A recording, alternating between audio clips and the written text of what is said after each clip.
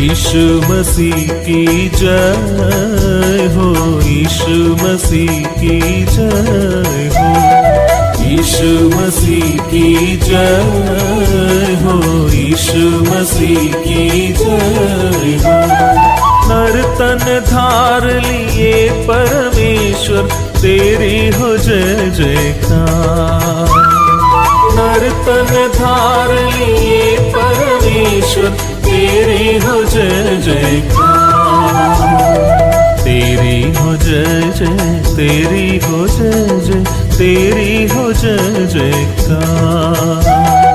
तेरी हो जय जय, तेरी हो जय जय, तेरी हो जय जयकार। प्रिय विश्वासियों, प्रभात मनन के रविवारीय आराधनात्मक मनन में आपका हार्दिक स्वागत है। प्रभु ने हम सबको इस पृथ्वी पर रहते हुए एक और मौका दिया है कि हम उसकी आराधना करें। एक समय था जब आराधना शब्द का सही अर्थ हम या मैं नहीं जानता था। अपने अपने रीति रिवाजों के अनुसार हम परमेश्वर को प्रसन्न करने की कोशिश करते थे। इस बात से बिल्कुल अनजान थे कि परमेश्वर हमारी उन कोशिशों के बारे में क्या सोचता है। हम में से कुछ लोगों को लगता था कि हमें भले काम करने के आधार पर परमेश्वर की उपस्थिति में जाने का अधिकार है, जा सकते हैं और परमेश्वर हमारी भेंट को अवश्य ग्रहण करेगा। लेकिन जब हमें ये पता चला कि हमारे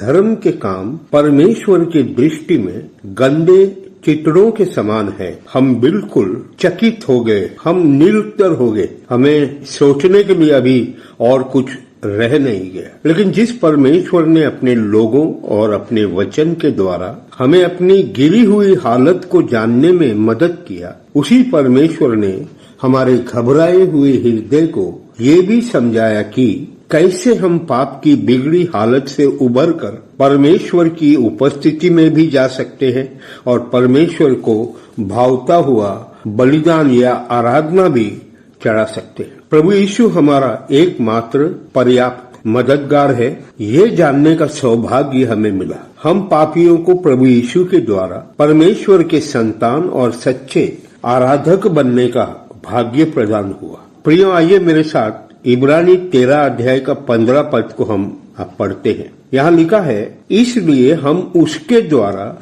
स्तुति रूपी बलिदान अर्थात उन होठों का फल जो उसके नाम का अंगीकार करते हैं परमेश्वर के लिए सर्वदा चढ़ाया करें। प्यारों, मसीह के बगैर हम कुछ भी नहीं कर सकते थे। ना तो हम परमेश्वर के पास जा सकते थे और न ही आत्मा और सच्चाई से आराधना कर पाते या कर सकते हैं। फिर इस बात पर भी विचार करना जरूरी है कि होठों के फल या स्तुति और धन्यवाद करने को बलिदान क्यों कहा गया है? क्योंकि जीवन में हमेशा सब कुछ अच्छा और हमारे पक्ष में और हमें जो चाहे वैसा नहीं होता है। मसीही जीवन में विश्वासी को कई प्रकार की परिस्थितियों से गुजरना पड़ता है। इस महामारी को ले लीजिए, कई विश्वासी परिवारों ने अपने प्रियजनों को खो दिया। उस परिस्थिति में प्रभु का नाम लेना या प्रभु की महिमा करना,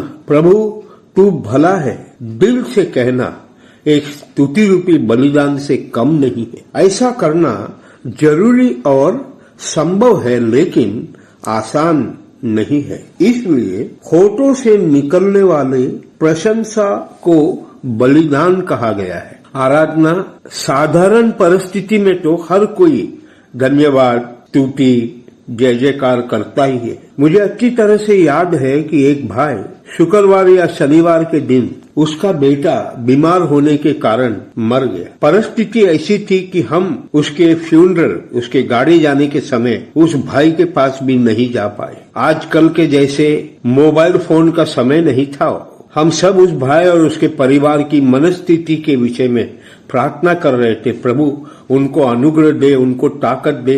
रविवार के दिन जब उस भाई को हमने मंडली में देखा तो कम से कम मैं तो काफी प्रभावित हुआ और उस भाई ने उस दिन रोते हुए धन्यवाद किया। मैं आपको सच कहता हूँ, वो आराधना में एक सुगंधदायक भेंट की खुशबू थी। हर भक्त को कम से कम एक मौका तो मिलता ही है अपने आराधना की गहराई का सबूत देने के लिए। इब्राहिम को भी मिला था। पौलुस और परमेश्वर के अनेक सेवकों को अलग अलग प्रकार से आराधना की गहराई और सच्चाई का साबित करने का मौका मिला। रोमियो 12 के 1 में भी तो यही कहा है, अपने शरीर को जीवता बलिदान करके चढ़ाओ। होठों के फल या शब्दों का स्तुति रूपी बलिदान होना है तो शारीरिक इच्छाओं को मसीह के नाम से त्यागना जरूरी है। जितना हम मसीह के प्रेम में बढ़ेंगे उतना ही हम अपने आप से कम प्रेम करेंगे। प्रियो, हमें याद दिलाने की जरूरत नहीं है कि हमें परमेश्वर के योग्य बनाने के लिए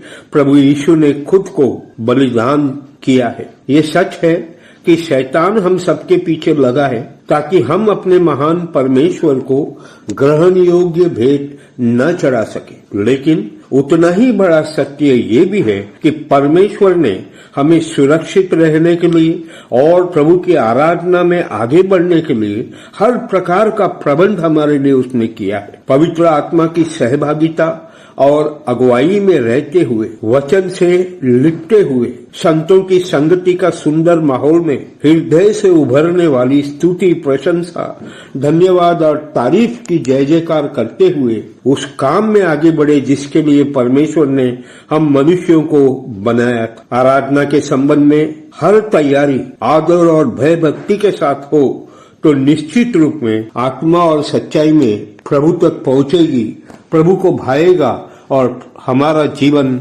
सफल, हमारी आराधना प्रभु को अच्छी लगेगी। तो प्रभु हमारी सहायता करे कि आज इन सब विचारों से अपने मन को भर कर प्रभु ने जो किया है उसके लिए धन्यवाद करें और जो कुछ भी हमारे जीवन में आराधना बिगाड़ने के लिए हमारे बीच में आती हो उस चीज को बिना हिचकिचाहट के प्रभु के चरणों के पास समर्पित करके प्रभु की आराधना स्तुति में आगे बढ़े। प्रभु के नाम की स्तुति हो, जय जयकार हो। जय मसीह।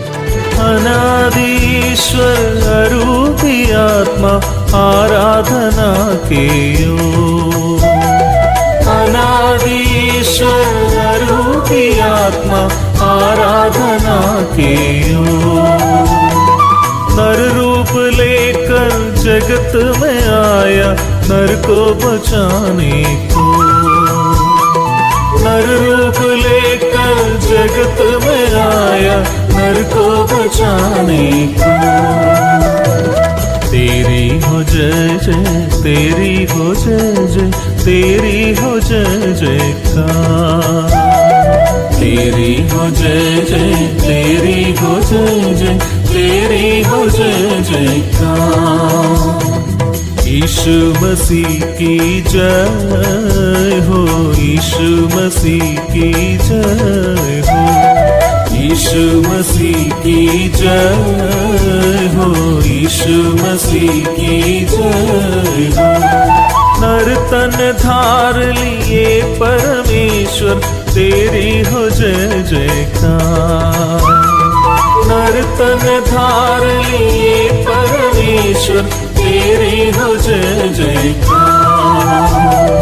तेरी हो जय जय, तेरी हो जय जय, तेरी हो जय जयकार। तेरी हो जय जय, तेरी हो जय जय, तेरी हो जय जयकार।